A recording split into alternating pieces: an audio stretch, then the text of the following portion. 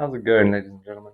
And welcome back to the Enclave, your premier firearms education channel. Today we are back with Module 3, Ammunition.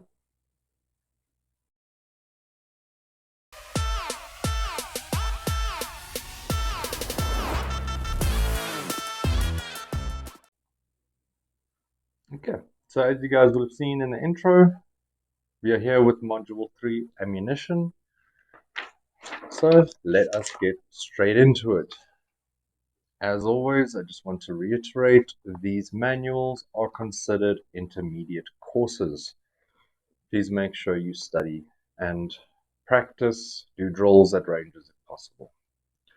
So, introduction. Ammunition is often incorrectly referred to as bullets. That's very true. Bullets make up only a small part of overall ammunition.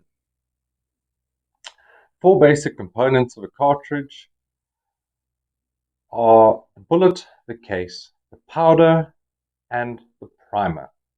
This complete assembly is known as a cartridge, civilian term, you do need to know that, or a round, military term, you do need to know that. Either term is correct, but they do come up in the test as different ones, so you do need to know either which.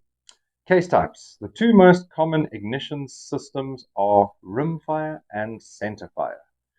So, rimfire, most commonly where you'll see that is in your 22 caliber. I do actually have some of that ammunition here. I will take a photo and pop it up on the screen. The difference between a rimfire case and a primer fired case or a center fire case.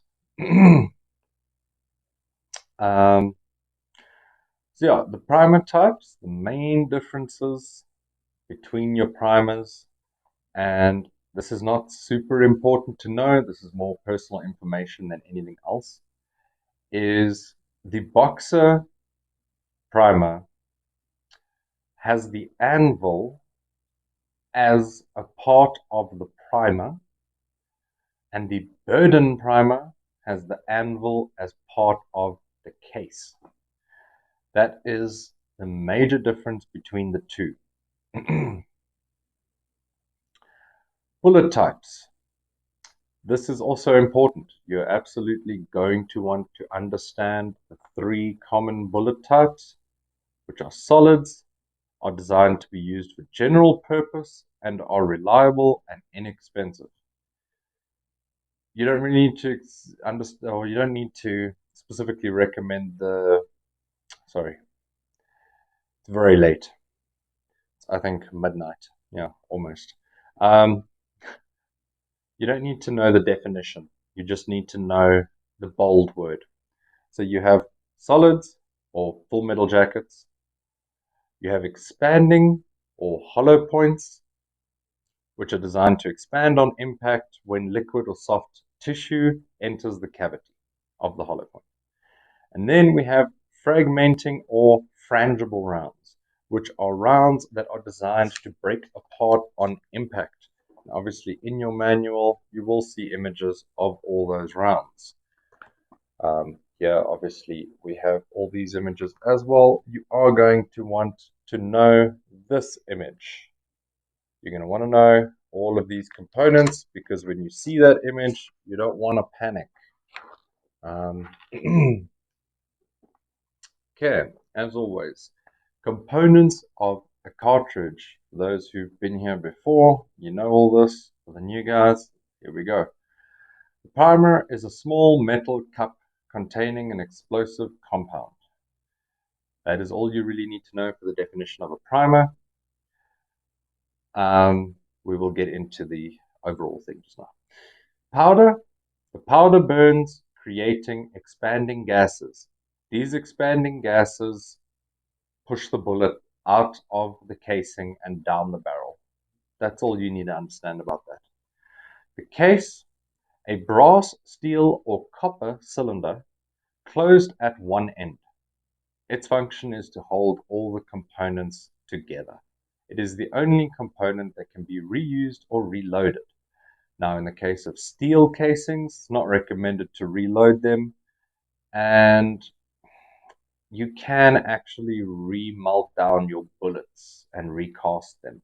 So technically, you can reuse your bullet tips as well, but that's only if you're using a target that either traps the lead. You do get bullet trap targets that you basically put a paper target up in front of like a steel box, and then all your bullets end up getting caught in that steel box, and you can then collect all your lead. Anyway, just a little bit of useless information there for you. And then finally, the bullet. The bullet usually made of lead, covered with a copper jacket, or a new way that I'm seeing a lot of bullets made now is basically, man, it's painted the same way that the steel press is painted. I forget what they call it. They basically put like a powder coat. Actually, I think that's what it's called. It's powder coated. Like they basically put a coat of paint on it and then heat it, and it actually bonds the paint to the lead. That is a way that they're doing it now. But anyway, all you need to know is that the bullet is the only component that leaves the firearm. It travels down the barrel towards the target. That's it. That's all that's really crucial there. And then we get to how the cartridge works. This is important. You always want to know your firing sequence. So, squeezing the trigger on the firearm will cause the firing pin to strike the primer. The primer explodes, sending a flash or flame into the case. The flame ignites the powder. The powder burns, creating an expansion of gases. That expansion of gases forces the bullet out of the case, down the barrel, and towards the target, hopefully striking the target. That is our basic firing sequence. Care of ammunition, you're absolutely going to want to know that for yourself, but if you're doing this purely for business purposes, your company is responsible for storing the ammunition correctly. These common handgun calibers, this page, you do not need to stress about this. There is, if I'm not mistaken, a question on it in the closed book test. I mean, in the open book test, which is the one that you can just do in the back of the book. So you will have the answers here. Won't be an issue. You won't be asked about this in your test. So don't panic that you need to know every bullet and its weight and its speed and all sorts of things like that. But there we go. That is ammunition complete.